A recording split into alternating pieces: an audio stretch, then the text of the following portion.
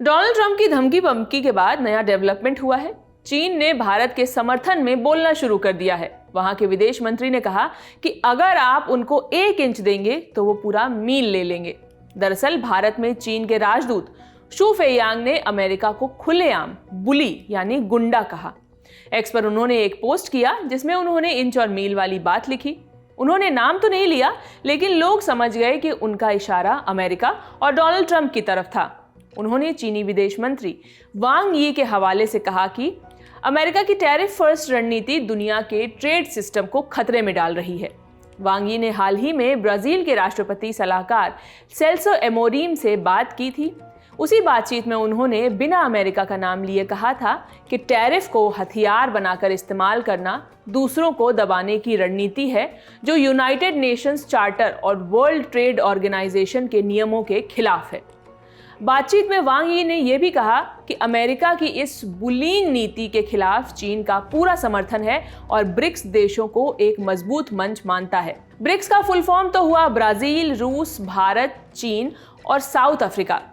हालांकि इसमें कुल 11 देश शामिल हैं। उनकी लिस्ट आप स्क्रीन पर देख सकते हैं। ब्राजील की तरफ से अमोरीम ने अमेरिका का नाम सीधे तौर पर लिया और चीन को समर्थन देने के लिए धन्यवाद कहा। अमोरीम ने अमेरिका की टैरिफ नीति को डिसरप्टिव और इंट्रूसिव बताया। उन्होंने कहा कि इस तरह की नीतियां ग्लोबल ट्रेड को नुकसान पहुंचाती हैं। भारत की तरफ से तो पहले ही विदेश मंत्रालय ने बयान जारी कर इसे एक्सट्रीमली अनफॉर्चुनेट, अनफेयर, अनजस्टिफाइड और अनरीजनेबल बताया था। मंत्रालय ने कहा था कि इस तरह की कार्रवाइयों से ग्लोबल ट्रेड बैलेंस पर असर पड़ेगा और भारत इसका विरोध करता है। अब भारत और ब्राजील दोनों पर अमेरिका ने 50% टैरिफ लगा दिया है। ये अब तक का सबसे ज़्यादा टैरिफ है जो अमेरिका ने किसी ट्रेड पार्टनर पर लगाया हो। इस मुद्दे पर भारत और ब्राजील के राष्ट्राध्यक्षों के बीच फोन पर बात भी हुई। प्रधानमंत्री नरेंद्र मोदी और ब्राजील के राष्ट्रपति लूला दा सिल्वा ने 7 अगस्त को फोन पर बात की। लूला ने खुद ट्वीट कर कहा कि उन्होंने मोदी से यूनिलेटरल टैरिफ्स यानी एक तरफा टैरिफ पर चर्चा की है। लूला लगातार ब्रिक्स के देशों के बीच एकता की अपील कर रहे हैं। उन्होंने ट्रंप पर निशाना साधते हुए कहा कि ट्रंप जो कर रहे हैं वो मल्टीलेटरलिज्म यानी बहुपक्षीय सहयोग को खत्म करने की कोशिश है। यानी वो चाहते हैं कि कोई देश मिलकर फैसला न ले, अमेरिका अकेले सब तय करे।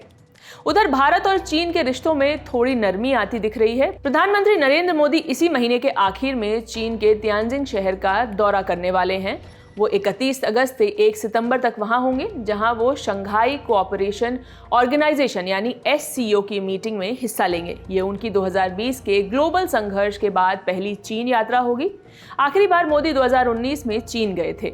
अमेरिका ने जहां भारत और ब्राजील पर टैरिफ बढ़ा दिया है, वहीं चीन के साथ 145% टैरिफ पर अभी रोक लगी हुई है। अमेरिका और चीन के बीच एक अस्थायी समझौता हुआ है ताकि बातचीत का रास्ता खुला रहे, लेकिन ये समझौता 12 अगस्त को खत्म हो रहा है। उसके बाद अमेरिका क्या फैसला लेता है उस पर नजर बनी हुई है। फिलहाल इस खबर में इतना ही। आपके लिए तमाम जानकारी लेकर आए थे मेरे साथी दीपेंद्र गांधी। मैं हूं शिवानी, कैमरे के पीछे है प्रशांत। बाकी खबरों के लिए देखते रहिए दी ललन टॉप। बहुत बहुत शुक्रिया।